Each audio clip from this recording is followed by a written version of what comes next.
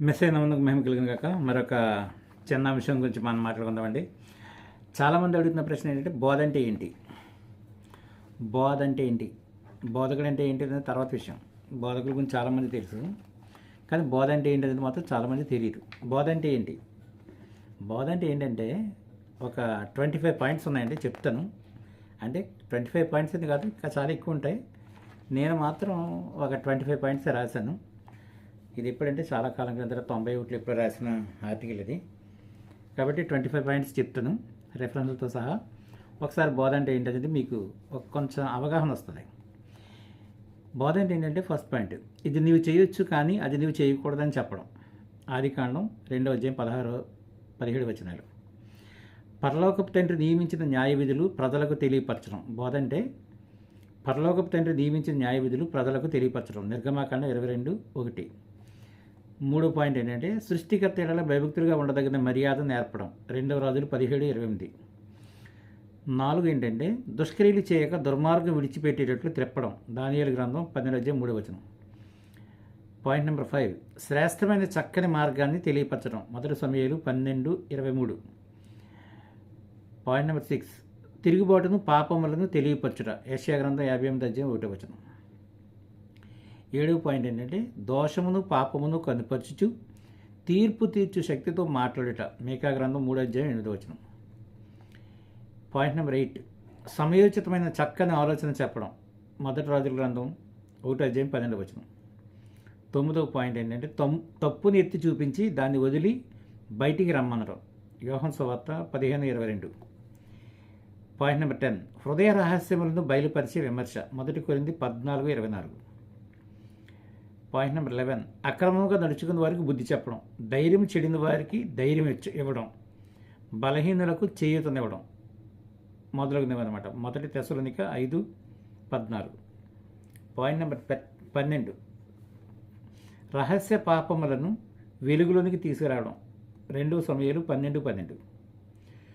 Point number 13, వేషధారులకు బుద్ధి చెప్పడం. మత్తయి సువార్త 3:7. పాయింట్ నెంబర్ 14, న్యాయం కాదని తెలియపరచడం. మత్తయి సువార్త 14:3-4. పాయింట్ నెంబర్ 15, కుదువైన వాటిని చూపించడం. మార్కు సువార్త 10:21. పాయింట్ నెంబర్ 16, లోపాలను సరిదిద్దడం. తీతు గ్రంథం 1:5.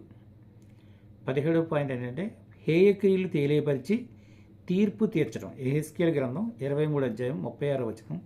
యెహెజ్కేలు గ్రంథం 22:2 కూడా. ఇకపోతే వాక్యం ద్వారా గుడ్డివాని కన్నులు తెరచుట. అపోస్తల కార్యములు 26:18. 19 ఏంటంటే సత్య మార్గమునకు మళ్లించడం, మంచి దారికి తీసుకుని రావడం. యాకోబు 5:19-20. గలతీ 6:1-2. పాయింట్ నెంబర్ 20, గుడ్డివారికి దారి చూపుట. రోమీయులకు రాసిన పత్రిక 2:19-20. పాయింట్ నెంబర్ 21, తప్పు మార్గంలో పయనించే వానికి త్రోవ చూపడం. అపోస్తల కార్యములు 8:31. పాయింట్ నెంబర్ 22 పూత ప్రసంగికులను పూయవద్దని చెప్పడం. యెహెజ్కేలు 13:10. పాయింట్ నెంబర్ 23, ఎదురాడే వారిని వాక్యం ద్వారా ఖండించడం, వదరబోతుల నోర్లు ముయ్యించడం. తీతు పత్రిక 1:9-10. 24, మెస్సయ్య వద్ద కనిపెట్టి తెలియపరిచిన దర్శనం కానీ వర్తమానం కానీ కళ కానీ తెలియపరచడం.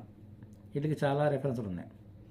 ఇక 25వ పాయింట్, లాస్ట్ పాయింట్ ఏంటంటే మూర్ఖులకు ఈ తరం వారికి వేరే రక్షణ పొందమని హెచ్చరించుట మొదలైనవి బోధలోని ముఖ్యాంశములు అనమాట. బోధించడం అంటే ఇన్ని విషయాలు ఉంటాయండి. కాబట్టి తీర్పు తీర్చవచ్చా, లేకపోతే ఎదుటి వాళ్ళకి మనం న్యాయం చెప్పినట్టుగా మాట్లాడవచ్చా, ఇలాంటి చాలా మాటలు మాట్లాడుతుంటారు. కానీ తీర్పు తీర్చడం కూడా బోధలో ఒక అంశమే. అలాగే చాలా విషయాలు ఉన్నాయండి. మొత్తం 25 పాయింట్స్ చెప్పాను కదా మీకు. ఈ 25 పాయింట్స్లో మీరు జాగ్రత్తగా మళ్ళీ ఇంకొకసారి వినండి ఈ వీడియో.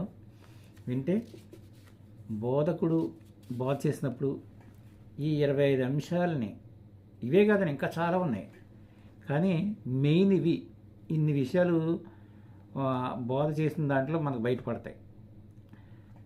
ఈ విషయాలు లేకుండా బోధ చేశారంటే అతను ఒక అబద్ధ బోధకుడు అర్థం. బోధ చేశాడంటే ఇన్ని విషయాలు బయటపడతాయి. కాబట్టి ఈ విషయాలు అర్థం చేసుకుంటారు రాసేస్తున్నాను. మీ అందరికీ షలోం.